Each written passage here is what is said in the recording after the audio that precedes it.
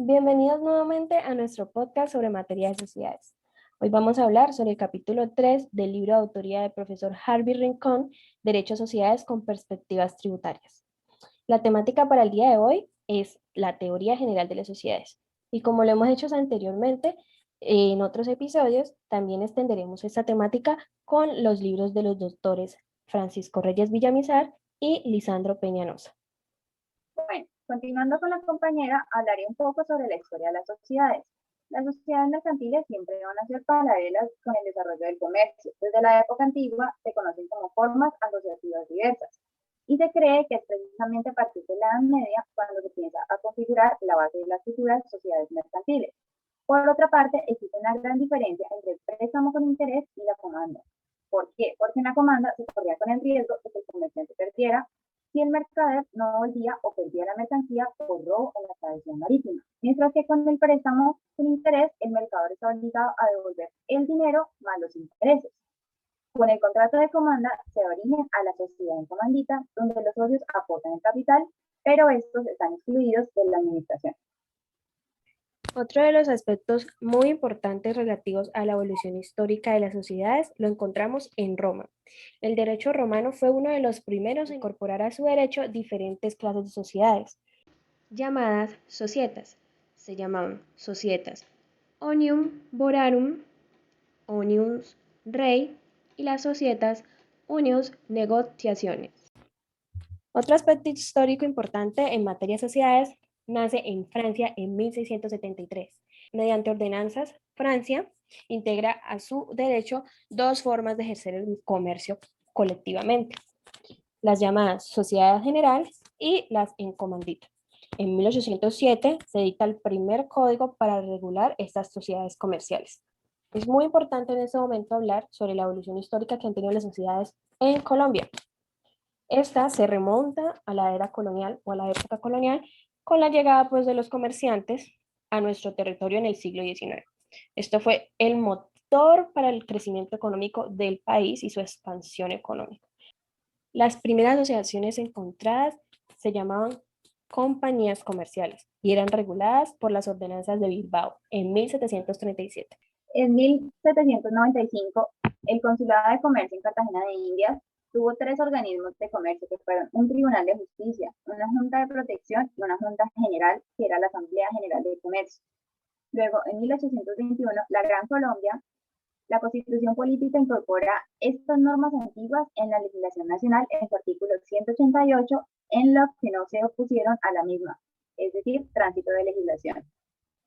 Luego, en 1825, la ley del 13 de mayo de 1825 establece, entre otras, dentro del orden que debía respetarse en la aplicación de la ley, de las ordenanzas, cédulas reales y demás normas del gobierno español que fueron sancionadas hasta el 8 de marzo de 1808. Luego, en 1836, se dio la ley del 23 de mayo de 1836, que hablaba sobre los juicios de comercio, que establece que conocerían de las controversias por los actos de que tratan las ordenanzas de Bilbao. Luego continuaremos con el Código del Estado de Nueva Granada, que es la Ley 01 de junio de 1853, se expidió el 1 de junio la primera legislación nacional sobre el comercio terrestre y marítimo, la cual en su artículo 1110 deroga las ordenanzas de Bilbao en 1736. Luego, en 1858, la Confederación Granadina conservó el Código de Comercio en 1853. Luego, en 1863, Estados Unidos de Colombia, los estados soberanos resultantes de la Constitución Federal de 1863, emitieron su propia legislación civil y comercial, aunque algunos conservaron la del Código de 1853. Luego, hablaremos del proyecto de la legislación mercantil vigente. Esta, en el año de 1858, habla de que se retorna la iniciativa de efectuar una reforma de fondo al régimen legislativo mercantil y asimismo el código se divide en 6 libros. ¿Y cuáles son? Primero, el comerciante y los asuntos del comercio. 2, las sociedades mercantiles. 3, los bienes mercantiles. 4, los contratos y obligaciones mercantiles. 5, la navegación, entre paréntesis, acuática y aérea. Y por último, los procedimientos mercantiles. Es decir, Desde la realización de nuevas adiciones y modificaciones, de acuerdo con los avances en la realidad tanto económica y comercial del país, y la creación normativa relativa a la actividad comercial y las sociedades como el Estatuto Orgánico Tributario aún vigente. Bueno, para completar un poco esta parte de la evolución histórica de las sociedades, podemos consultar en este capítulo, en el libro del doctor Harvey Rincón, él hace una línea de tiempo un poco más detallada sobre esta evolución. Ahorita hablemos de esos elementos básicos que se deben tener para ejercer el comercio en las diferentes formas societarias que existen en el país. Como les mencionábamos en el capítulo 1 de estos episodios, estos elementos son sujeto, medio y objeto. Cuando hablamos de sujeto, nos referimos a la persona natural o jurídica, en este caso, la sociedad. Medio, el establecimiento de comercio, y objeto, la empresa. Pero, ¿cuáles son esas condiciones de validez para la existencia de estas formas societarias y para la existencia del contrato social?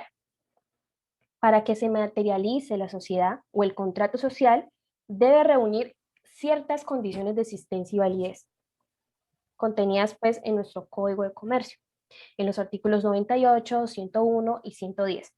Estos son la existencia. Los de la existencia vienen siendo el ánimo societatis, los aportes, la actividad comercial y, en cuestión de validez, lo referente a los contratos, la capacidad, causa lícita, objeto lícito y el consentimiento. Por último, la sociedad debe tener una estructura, tales como lo dice el artículo 110, un domicilio, un nombre y un tipo de constitución, y un objeto social, entre otros, que podemos consultar en el artículo 110 del Código de Comercio. Bueno, ahora empezaremos a hablar sobre la promesa del contrato de sociedad.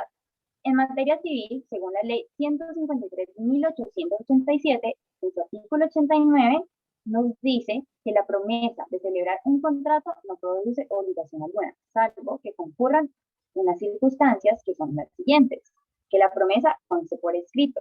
2.